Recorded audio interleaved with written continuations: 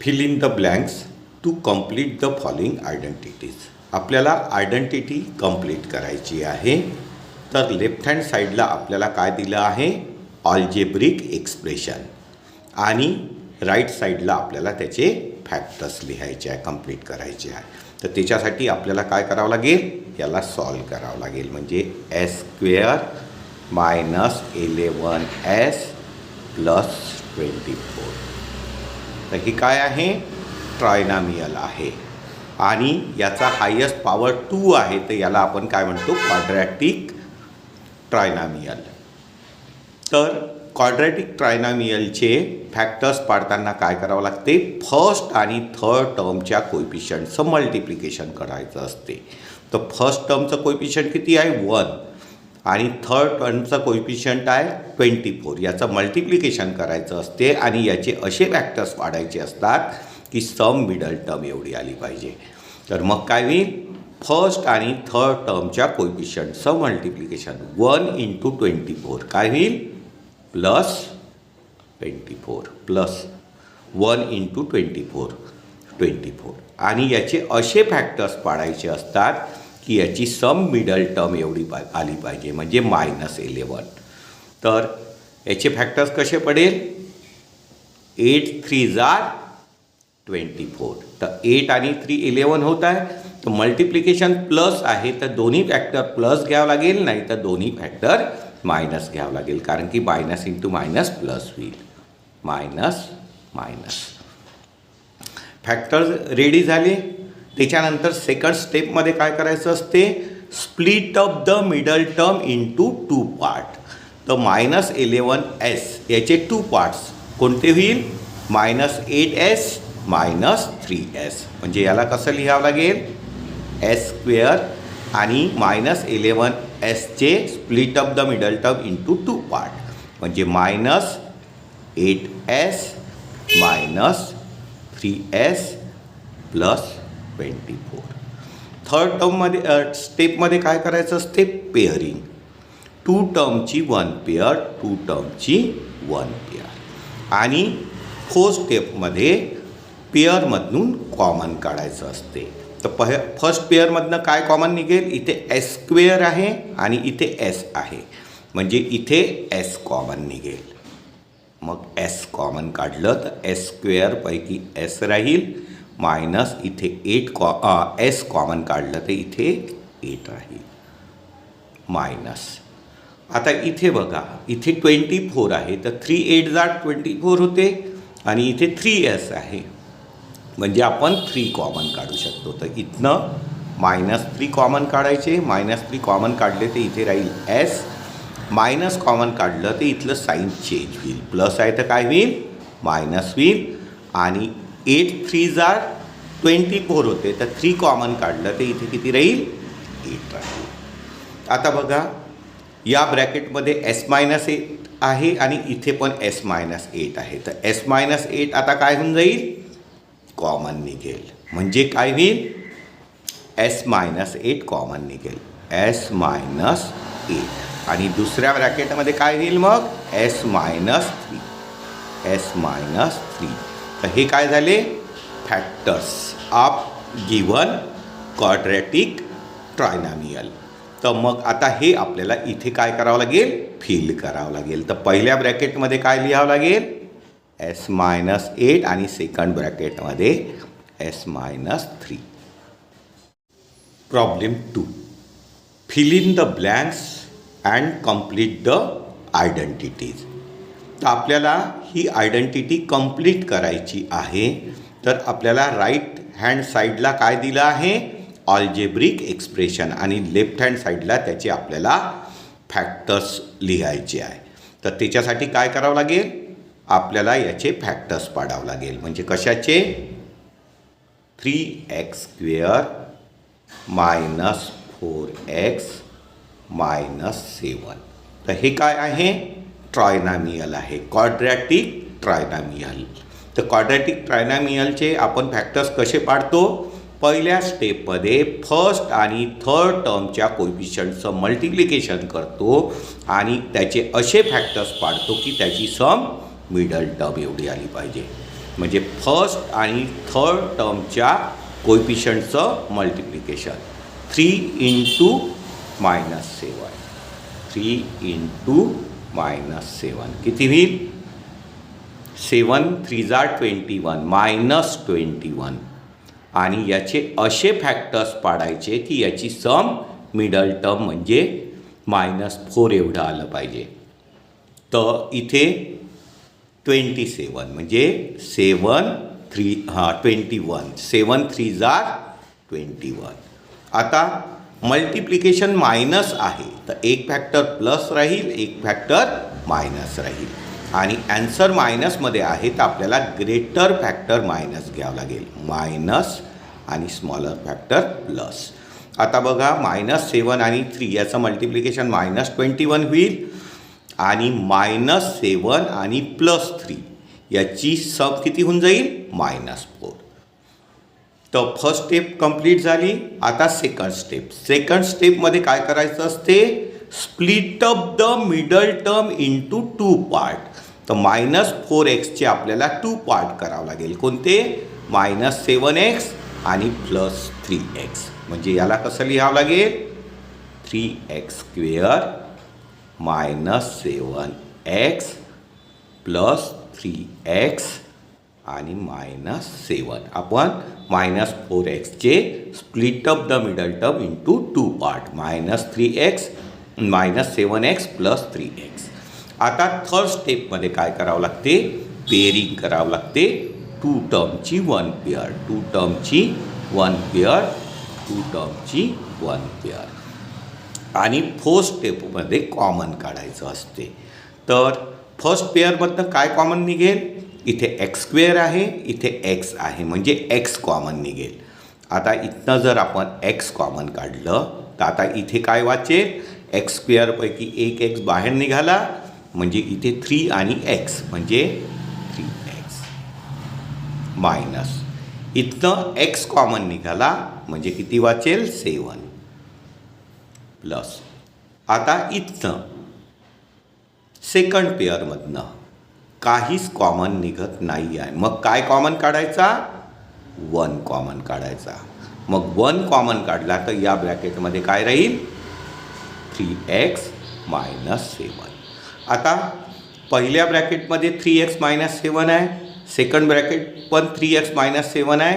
तर 3x -7ची bracket काय करायची? कॉमन काढायची. 3x -7. मग सेकंड ब्रॅकेटमध्ये काय होईल? x +1. तर क्वाड्रॅटिक ट्रायनॉमियलचे हे काय झाले? फॅक्टर झाले. इथे आपण x +1 फॅक्टर लिहून दिलेला आहे आणि मग आपल्याला सेकंड फॅक्टर इथे काय लिहावं लागेल? 3x -7. 3x -7. Problem 3. Fill in the blanks and complete the identity. तर आपल्याला आयडेंटिटी कंप्लीट करायची आहे.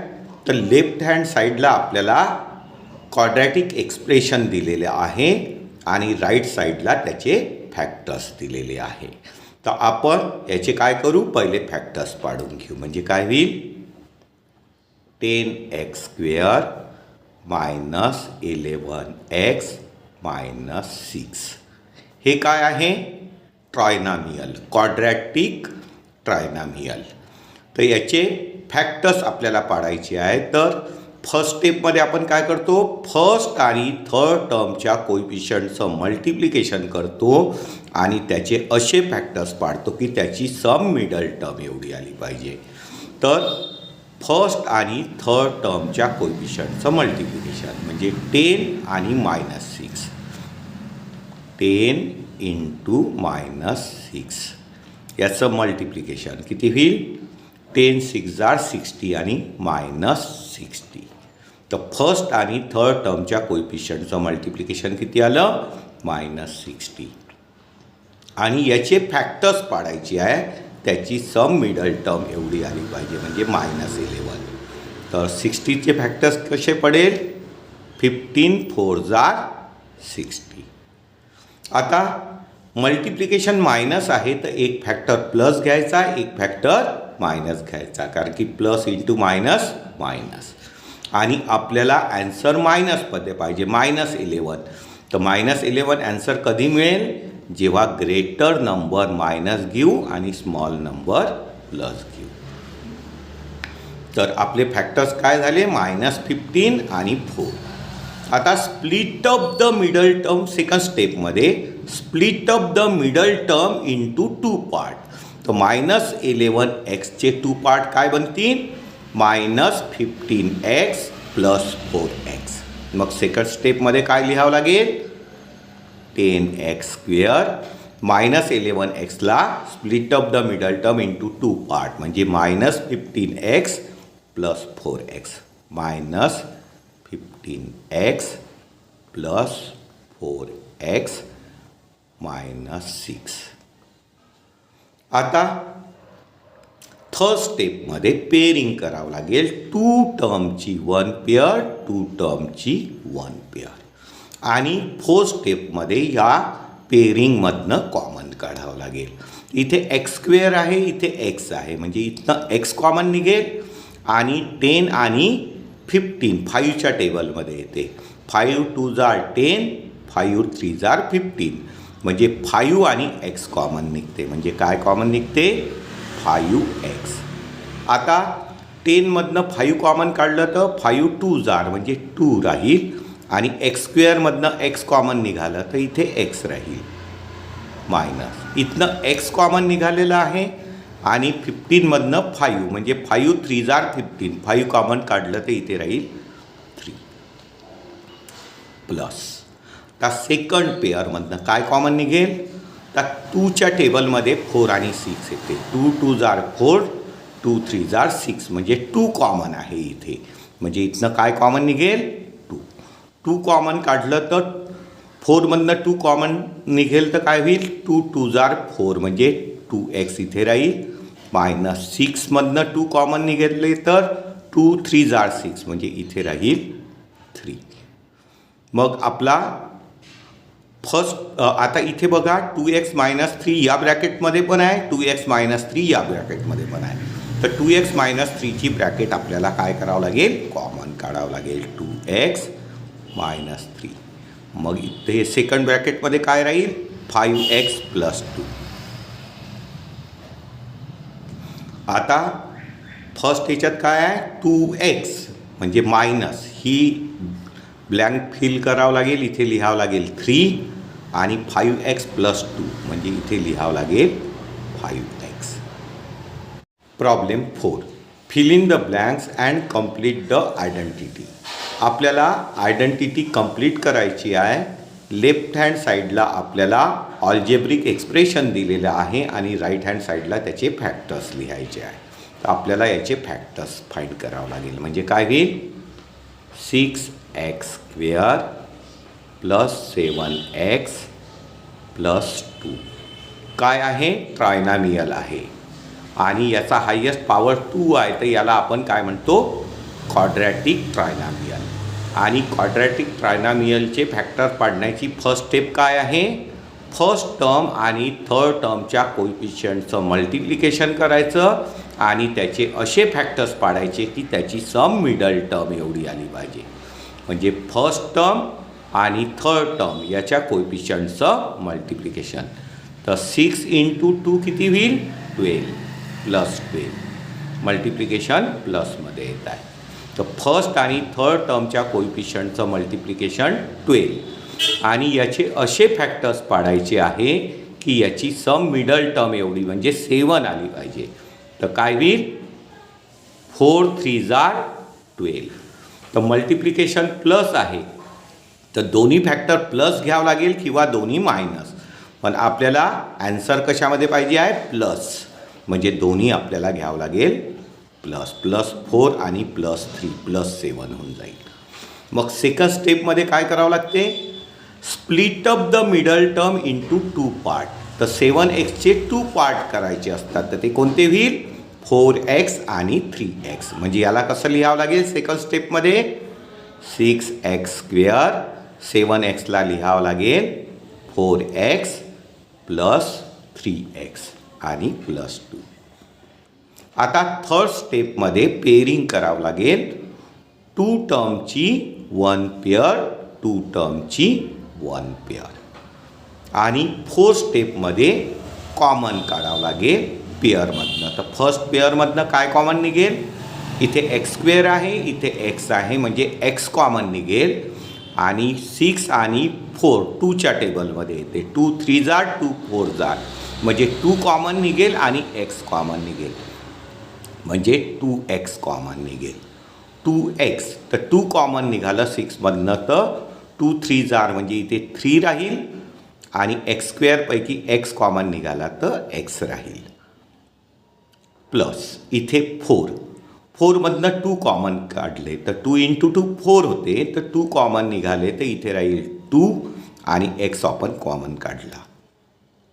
प्लस आता सेकंड पेअरमधनं काहीच कॉमन निघत नाही. काहीच कॉमन नसेल निघत तर 1 कॉमन काढायचा. 1 कॉमन काढलं तर काय होईल?